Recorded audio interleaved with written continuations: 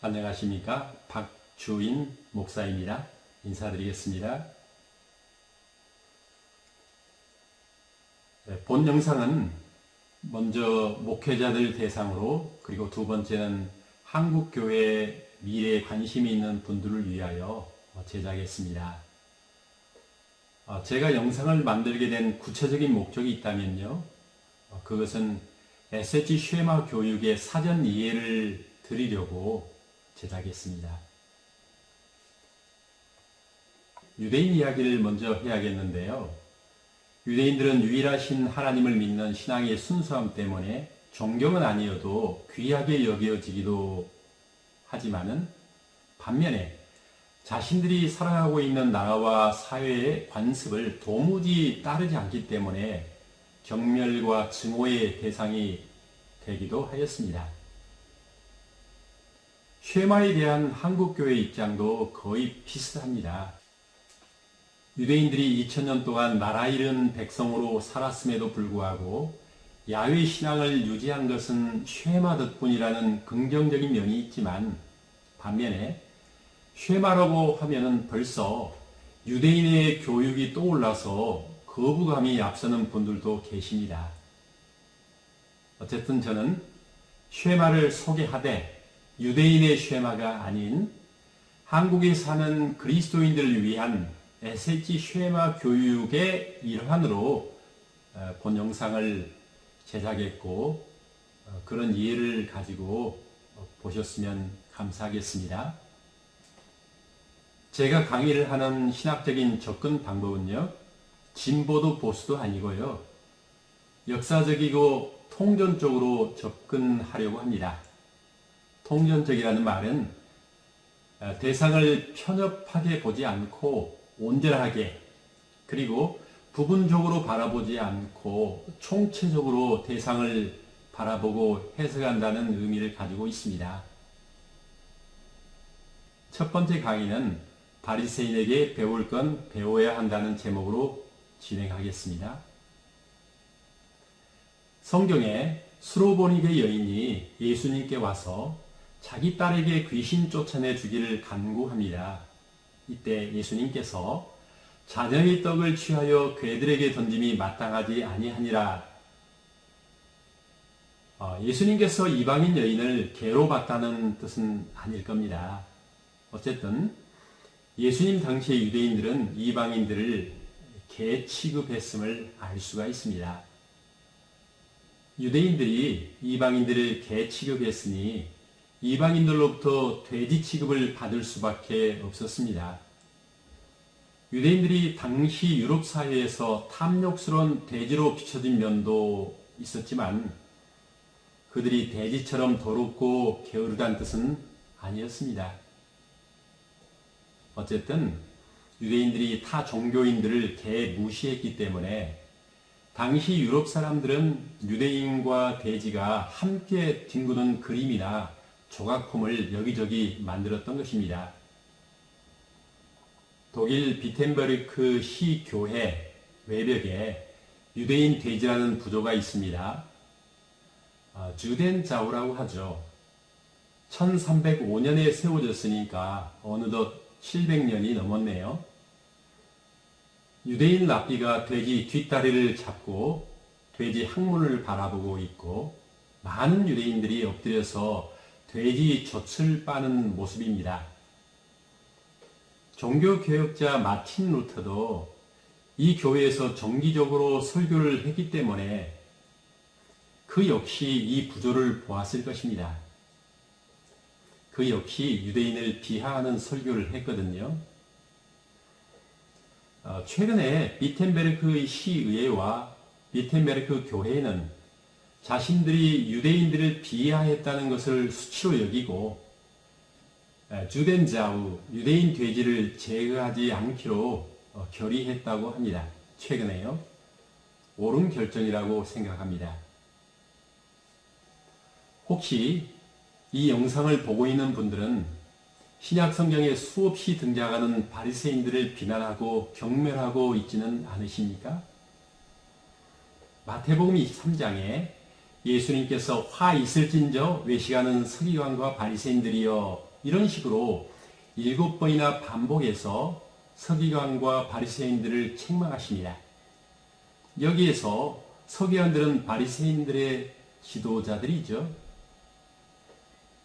우리 그리스도인들은 유대교 하면 바리새인이 떠오르고, 바리새인 하면 위선자, 회칠한 무덤, 독사의 새끼들, 예수님을 죽인 자들, 또 중요한 것이 있는데 율법이 떠오르죠.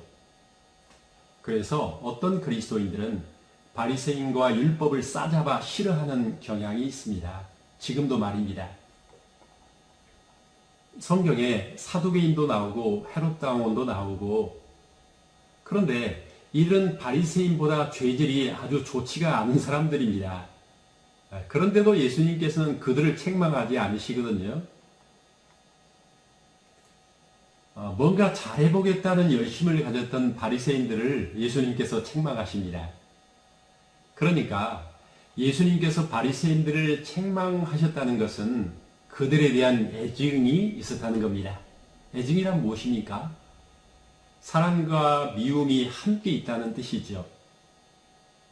말하자면 사두개인들, 헤롯 당원들은, 또 열심 당원들은 예수님께서 책망하셔도 그 책망을 받아들일 만한, 또 도무지 변할 사람들이 아니었거든요. 계시록에 보면은 에베소 교회와 버가모 교회가 책망을 받잖아요. 그들을 주님께서 사랑하시기 때문이죠. 이처럼 예수님께서는 바리새인들을 참 사랑하셨습니다. 정말입니다. 그 책망 속에 그들에 대한 깊은 애증이 담겨 있는 것을 성경에서 발견할 수 있어야 합니다. 한국 교회는 그렇게 심하지 않지만 역사적으로 로만 캐토릭은 유대교에 대해서 극심한 거부감을 가지고 있었습니다. 그러다 보니 카톨릭은 초대교회로부터 자연스럽게 녹아내려왔던 성경적인 전통까지도 유대인의 유산이라면서 배척하고는 했습니다. 그리고 유럽의 개신교회는 자신들을 박해했던 로만 캐토릭에 대해서 엄청난 거부감을 가지고 있었잖아요.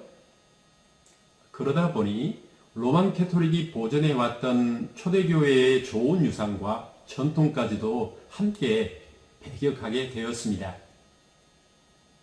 그러다 보니 프로테스탄트는 유대교회로부터 시작해서 초대교회와 로만 캐토릭으로 이어져 내려오던 성경적인 유산과 전통을 상당 부분 상속받지 못하게 되었습니다. 쉐마란 하나님께서 그의 백성, 그의 자녀에게 분부하신 교육명령이지 유대인에게만 주신 것이 아닙니다.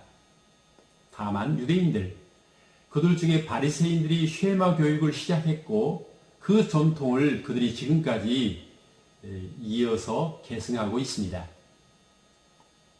만약에 한국교회가 쉐마 교육을 유대인 교육이다, 바리새인의 전통이라고 외면하고 버린다면은 목욕물을 버리면서 아기까지 버리는 우를 범하게 되는 겁니다. 맞습니까? 다만 주의할 것이 있는데요. 한국의 일부 기독교 교육을 하시는 분들이 한국 교회는 유대인의 쉐마 교육을 배워야 한다고 강조합니다. 이런 생각은 상당히 경계해야 합니다. 유대인의 쉐마 교육이라기보다는 성경적 쉐마 교육 혹은 그리스도인의 쉐마 교육을 해야 합니다. 특별히 SH 쉐마 교육을 권장합니다. 그러면 우리 그리스도인이 바리새인에게 배울 점이 무엇인지 이야기해 보겠습니다. 기독교 경전은 구약 성경과 신약 성경이죠. 그런데 유대인의 경전은 첫째는 구약 성경, 그 중에서도 모세오경, 토라이죠. 그리고 둘째는 모세오경을 해석한 탈무드입니다. 모세오경이 성문율법이라면 탈무드는 구전율법인 셈입니다. 성경 에스라서의 에스라는 탈무드와 바리새인의 시조라 해도 무방합니다. 에스라는 바벨론의 포로로 잡혀간 유대인의 후손이죠. 그는 바벨론에서 호세아서를 보면서 성령의 감동을 받고 회개를 하였던 것 같습니다. 호세아 4장 6절에 내 백성이 지식이 없으므로 망하는도다. 내가 지식을 버렸으므로 나도 너를 버려 내 제사장이 되지 못하게 할 것이요. 내가 내 하나님의 율법을 잊었으니 나도 내 자녀들을 잊어버리리라. 그는 바벨론의 넉넉한 또 보장된 생활을 포기하고 척박하고 앞날을 내다볼 수 없는 예루살렘으로 돌아가기로 결심했습니다. 그가 예루살렘에 돌아와서 이렇게 회개 기도를 합니다. 에스라 9장 7절에 우리 조상의 때로부터 오늘까지 우리의 죄가 심하매 우리의 죄악으로 말미암아 우리와 우리 왕들과 우리 제사장들을 여러 나라 왕들의 손에 넘기사 칼에 죽으며 사로잡히며 노략을 당하며 얼굴을 부끄럽게 하시니 오늘날과 같으니라. 토라 곧 율법을 지키지 않아서 하나님께 징벌을 받아 바벨론 포로 생활을 한 거라는 겁니다. 이스라엘은 토라를 배울 기회도 없었고 알지 못했는데 어떻게 율법을 지킬 수 있었겠습니까? 구약의 수많은 예언자들은 토라를 지키지 않는다면서 백성들을 호되게 나무라고 호통을 쳤지만은 백성들은 정작 토라를 제대로 배운 적이 없었습니다. 사실 글도 모르는 사람이 절대 다수였던 시대 아니겠습니까? 그러니까 율법을 배울 수 있는 기회도 없었고 하나님 말씀을 삶에 실천하지 못했고 결국 그러다 보니까 포로 생활을 하게 되었다는 거죠. 우리나라도 해방 이후에 글을 모르는 사람이 지천에 깔렸습니다. 제 할머니는 예수님 믿으면서 한글을 읽기 시작했습니다. 지금부터 약 2500년 전에 이스라엘 사람들 중에 누가 글을 읽고 썼겠습니까? 99% 이상이 부지랭이죠. 그러니까 그 당시에 글을 쓸 줄 아는 서기관들이 지도자가 되고 권력층이 될 수밖에 없었습니다. 에스라는 학사, 곧 서기관이면서 제사장이었습니다. 에스라는 바벨론 포로 생활하였던 유대인들이 1차 귀환한 이후 81년이 지난 기원전 457년 예루살렘에 귀환합니다. 에스라가 예루살렘에 들어와 백성들에게 토라를 가르쳐야겠는데 백성들이 글을 모르고 무식하단 말입니다. 그래서 스스로 결심했습니다. 에스라 7장 10절에 에스라가 여호와의 율법을 연구하여 준행하며 율례와 규례를 이스라엘에게 가르치기로 결심하였더라. 에스라가 율법을 깊이 연구, 곧 해석하고 준행한다는 내용이 아주 중요합니다. 특별히 연구한다는 이게 중요하죠. 모세율법은 너무 오래전에 기록되어서 실제 삶 속에 적용하기가 매우 어려웠습니다. 그게 뭔 이야기인고 하뇨? 모세 당시에는 광야에서 성막 생활했지 않습니까? 그런데 가나안에서는 농경 생활을 하고 왕조 시대가 열리잖아요. 그리고 중요한 것은 예루살렘 성전 제사 시대가 열립니다. 특별히 바빌론 포로 생활을 마치고 돌아온 때에는 상황이 또 바뀐단 말입니다. 세상이 이렇게 자꾸 바뀌어요. 그래서 에스라가 모세율법, 곧 토라를 연구하고 해석했던 것입니다. 성문율법의 연구와 해석이 미드라시 아닙니까? 그러니까 모세오경, 곧 토라의 주석을 단 겁니다. 이게 미드라시죠. 절대 바뀔 수 없는 성문율법인 토라를 시대와 환경과 처지에 맞게끔 해석을 가한 것, 이게 미드라시입니다. 에스라에 의해서 미드라시가 시작되고 이후 약 1000년이 지나서야 탈무드가 탄생한 겁니다. 이미 말씀드린 대로 유대교의 경전 두 가지는 구약성경과 탈무드라고 했지 않습니까? 에스라 이후 유대인들은 끊임없이 위기를 겪게 되고 급기야 AD 70년에 로마에 의해서 성전이 파괴되고 유대인들은 예루살렘 출입도 하지 못하게 됩니다. 그러다 보니 유대교의 종파들이 다 사라지기 시작합니다. 사두개파, 에세네파, 열심당파 다 사라집니다. 그런데 바리새파는 예루살렘 성전이 다 파괴되었지만 다음 세대를 준비하게 됩니다. 변화하는 환경과 상황 속에서 성경을 어떻게 해석하며 적용하며 또 자녀들의 신앙교육을 어떻게 할 것인가, 이런 고민 속에서 신명기의 쉐마를 발굴하고 실제로 삶과 자녀 교육에 적용하면서 유대교 신앙을 유지 계승하게 됩니다. 이 사람들이 바로 바리새파 유대인이거든요. 2000년이 지난 지금까지도 에스라의 후예인 바리새인들은 현대 유대교의 근간을 이루고 있습니다. 쉐마는 역사 속에서 그 효능과 위력이 에스라의 후예들에 의해서 상당히 입증이 되었습니다. 우리 그리스도인들이 유대인의 쉐마를 하자는 건 아닙니다. 또 그렇게 해서 안 됩니다. 한국 교회 상황이 녹록치 않습니다. 교회를 둘러싼 한국의 사회 여건과 상황이 만만치 않습니다. 긴 말을 해서 못하겠습니까? 유대인들, 구체적으로 바리새인들은 신명기 쉐마 교육을 그들이 당면한 현실에 맞게 해석하고 적용 실천함으로써 여호와 신앙을 계승했습니다. 우리 그리스도인들도 신명기 쉐마 교육을 당면한 현실에 맞게 해석하고 적용 실천함으로써 하나님의 아들이신 예수를 주로 고백하는 신앙을 충분히 충만하게 계승해야 되지 않겠습니까? 우리 그리스도인들이 살아가는 세상은 과학 만능주의 시대입니다.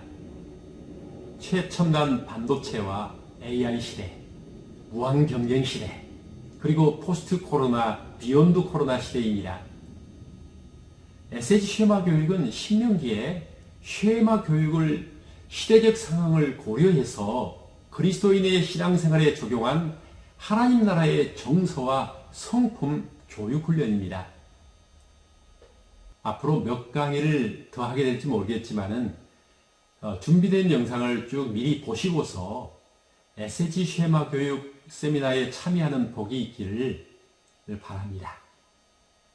다음 시간에 또 뵙도록 하겠습니다. 강의를 들어주시니 감사드리고요. 샬롬, 임마누엘의 평안을 빕니다. 축복합니다.